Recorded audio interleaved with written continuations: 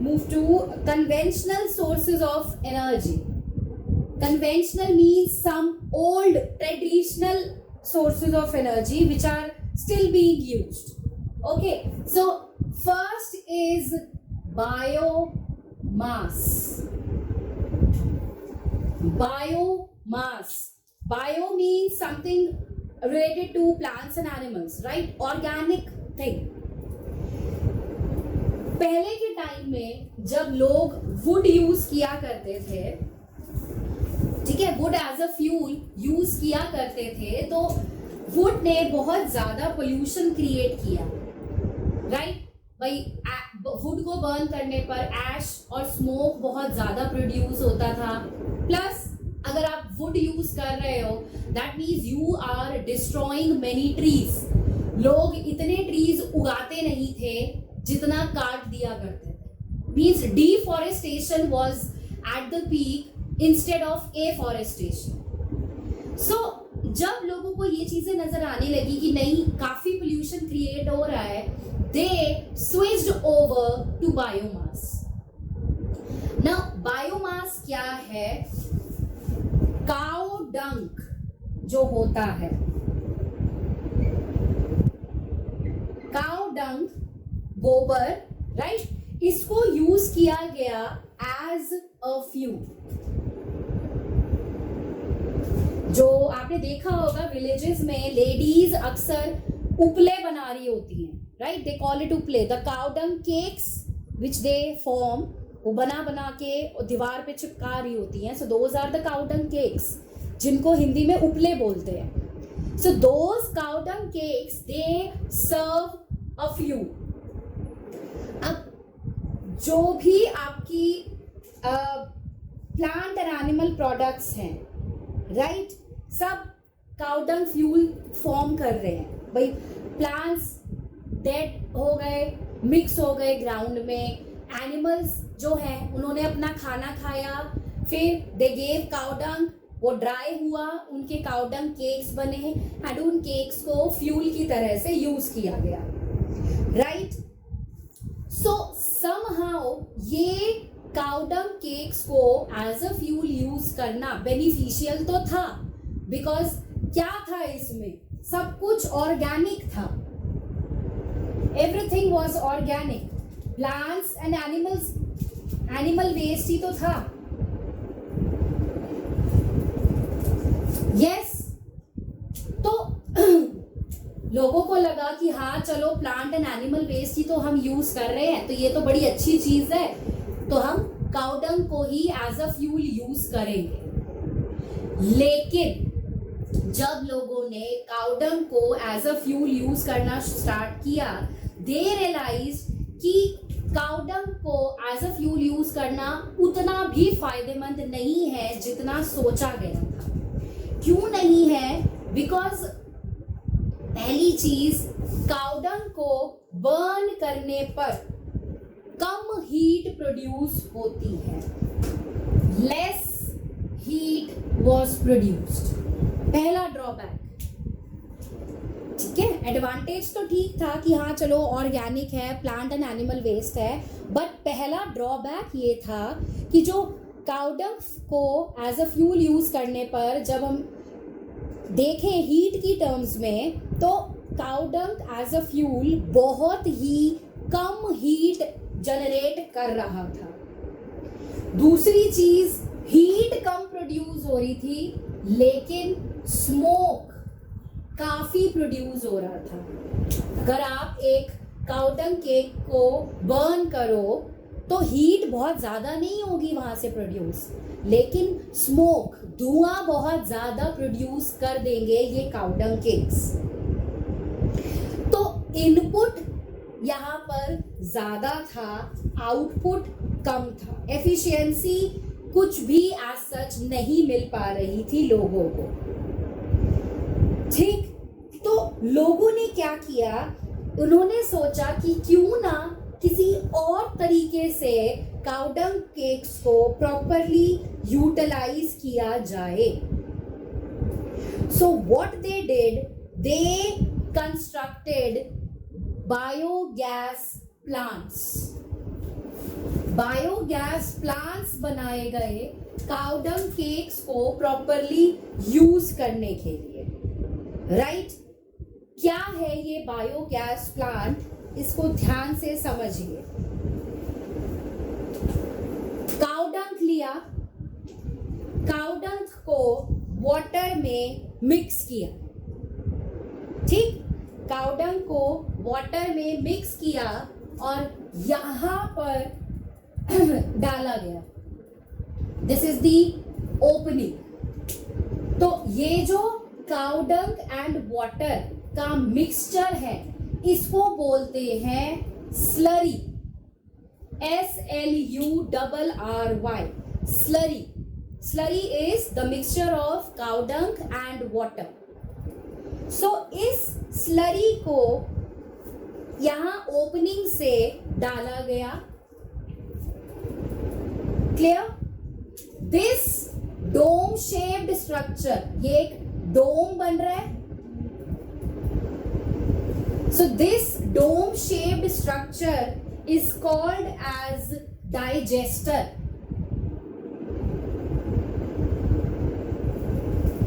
ठीक?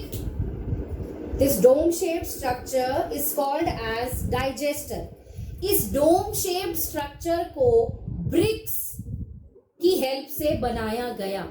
ईट, right? BRICS की help से बनाया गया।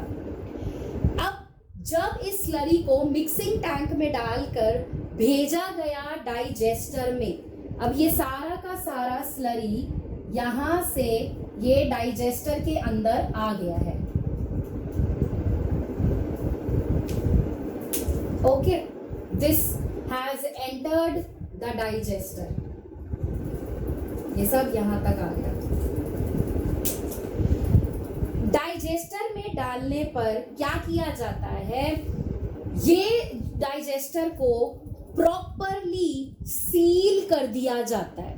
एकदम इसकी लिड लगाकर इसको प्रॉपरली बंद कर दिया जाता है, so that there is no oxygen inside this digester. Clear? आपने मिक्सिंग टैंक में स्लरी बनाया, स्लरी को आपने फेड किया डाइजेस्टर के अंदर। डाइजेस्टर में स्लरी आ चुकी है। अब डाइजेस्टर को प्रॉपरली सील्ड कर दिया। Digester is a sealed chamber, इसको कंप्लीटली आपने बंद कर दिया, so that there is no oxygen inside this digester. अब ऑक्सीजन की एब्सेंस में जो एनएरोबिक माइक्रो ऑर्गेनिजम्स होंगे, क्या होते हैं anaerobic microorganisms? Which do not require any oxygen for the decomposition of materials, right? तो जब आपने डाइजेस्टर को कंप्लीटली सील कर दिया, तो डाइजेस्टर के अंदर एनएरोबिक डीकम्पोजिशन स्टार्ट हो जाएगा माइक्रो ऑर्गेनिजम्स की हेल्प से, जिन्हें ऑक्सीजन की जरूरत नहीं है। तो जब ये डीकम्पोजिशन होगा, it takes days and weeks for this decomposition to happen. Time लगता है, थोड़ा सा स्लो प्रोसेस है, राइट? अब जब ये डीकम्पोजिशन प्रोसेस कंप्लीट हो जाएगा, तो यहाँ पर जो ये कॉम्प्लेक्स मटेरियल जो आपने स्लरी अंदर डाला था, ये स्मॉल कंपाउंड्स में ब्रेक हो चुका होगा। एंड स्मॉल कंपाउंड्स में ब्रेक होने के बाद कुछ गैसेस इसमें से लिबरेट होना स्टार्ट कर देंगी। ये यहाँ पर है आपका गैस टैंक, ठीक? तो डाइजेस्टर में एनएरोबिक डीकम्पोजिशन किया माइक्रो ऑर्गेनिजम्स ने, जो भी कॉम्प्लेक्स कंपाउंड्स थे उनको डीकम्पोज किया, उनको ब्रेक डाउन किया सिंपलर कंपाउंड्स में। एंड ब्रेक डाउन होने पर कुछ गैसेस लिबरेट हुई जो गैस टैंक में जाकर कलेक्ट हो गई। कौन कौन सी गैसेस लिबरेट होती हैं? Methane, carbon dioxide, methane, carbon dioxide, hydrogen and hydrogen sulphide. Hydrogen and hydrogen sulphide, ये 4 गैसेस हैं जो लिबरेट होंगी। Clear? And out of these 4 gases it's methane which is in the maximum amount. 75% methane obtain होती है इस biogas plant में। तो जब ये गैसेस आपको ऑब्टेन हुई इस गैस आउटलेट से, ये जो पाइप सा बनाया है, this is a gas outlet. इस गैस आउटलेट से गैसेस को प्रॉपरली बाहर निकाल लिया जाता है यूजिंग वेरियस पाइप्स, एंड फिर जो गैसेस आपको मिली हैं उनको एज अ फ्यूल यूज किया जाता है, बिकॉज 75% मीथेन है and methane is an excellent fuel. Methane बहुत बढ़िया फ्यूल है। क्लियर? मीथेन जो है it Burns without smoke. Methane is an excellent fuel. It burns without smoke, plus it leaves no residue. अपने पीछे बर्न होने पर कोई रेजिड्यू भी नहीं छोड़ता। रेजिड्यू मतलब कोई ऐश नहीं, कोई स्मोक नहीं, कुछ नहीं। ठीक? प्लस मीथेन की जो हीटिंग कैपेसिटी है वो बहुत ज्यादा है, इजीली बर्न हो सकता है methane. The heating capacity is high. तो ये तो फायदे की बात हो गई कि आपने डाइजेस्टर में स्लरी को जब डाला और डाइजेस्टर के अंदर एनएरोबिक डीकंपोजिशन हुआ, तो एनएरोबिक डीकंपोजिशन होने पर जो गैसेस लिबरेट हुई गैस टैंक में, वो गैसेस में 75% मीथेन जो है उसको आपने एज अ फ्यूल यूज कर लिया, because methane as a fuel बहुत बढ़िया है। कोई स्मोक प्रोड्यूस नहीं होगा इसको बर्न करने से, पीछे कोई रेजिड्यू नहीं छोड़ेगा मीथेन, एंड मीथेन की जो हीटिंग कैपेसिटी है वो बहुत ज़्यादा है।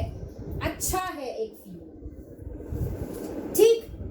बाकी जो बचा यहाँ पर डाइजेस्टर के अंदर, this slurry that is left behind, it is used as a manure, and this manure is rich in nitrogen and phosphorus. And आपको ध्यान होगा प्लांट्स को नाइट्रोजन एंड फॉस्फोरस चाहिए होता है अपनी प्रॉपर ग्रोथ के लिए। यस? तो आप देख सकते हो कि ये जो यहाँ पर बायोगैस प्लांट है, इसको यूज करने के हमारे पास फायदे ही फायदे हैं। काउडंग रिन्यूएबल है, यस, वाटर रिन्यूएबल है। आपने काउडंग को वाटर में मिक्स किया, स्लरी बन गई। स्लरी को डाइजेस्टर में फेड किया, डाइजेस्टर को प्रॉपरली सील कर दिया। सील करने के बाद कुछ दिन तक छोड़ दिया, राइट? तो सिंस आपने सील कर दिया है तो इसके अंदर ऑक्सीजन नहीं होगी। अब इन दी एब्सेंस ऑफ ऑक्सीजन जो माइक्रो ऑर्गेनिजम्स हैं वो एनाएरोबिक डीकम्पोजिशन करना स्टार्ट कर देंगे। एंड जो ये स्लरी है, जो ये कॉम्प्लेक्स कंपाउंड्स है, इसको ब्रेक करना, डीकम्पोज करना स्टार्ट करेंगे and they start forming simpler compounds. अब जब सिंपलर कंपाउंड्स बन रहे होंगे तो methane, carbon dioxide, hydrogen and hydrogen sulphide, ये 4 गैसेस हैं जो लिबरेट होंगी डाइजेस्टर में से एंड इन गैसेस को गैस टैंक में इकट्ठा कर लिया जाएगा। मैक्सिमम अमाउंट में आपको मीथेन मिलेगा, 75% मीथेन होता है, बाकी सारी गैसेस कम अमाउंट में होती हैं। सो गैस आउटलेट से इन गैसेस को बाहर निकाला जाएगा and as a fuel use किया जाएगा। बाकी जो स्लरी बच गया डाइजेस्टर के अंदर, उसको प्रॉपर आउटलेट से बाहर निकाल लिया जाएगा टाइम टू टाइम एंड उस लेफ्ट ओवर स्लरी को as a manure and fertiliser use किया जाएगा प्लांट्स की ग्रोथ के लिए। बिकॉज जो मैन्योर आप निकाल रहे हो that is rich in nitrogen and phosphorus. Clear? और जो गैस आउटलेट से आपने गैसेस को बाहर निकाला, methane itself is an excellent fuel because methane के एडवांटेजेस है कि एक तो मीथेन बर्न करता है अच्छे से, हीटिंग कैपेसिटी ज़्यादा है मीथेन की, so it burns properly without producing any smoke and without leaving any residue behind.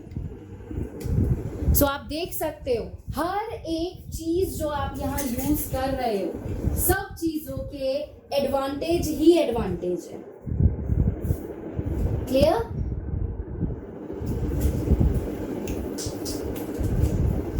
And since यहाँ पर आप काउ डंक को as a starting material use कर रहे हो, इसीलिए जो यहाँ से ये गैसेस ऑब्टेन हुई हैं, right, since we are using cow dung as our starting material, so the gases which are obtained over here, these gases are also called as gobar gas.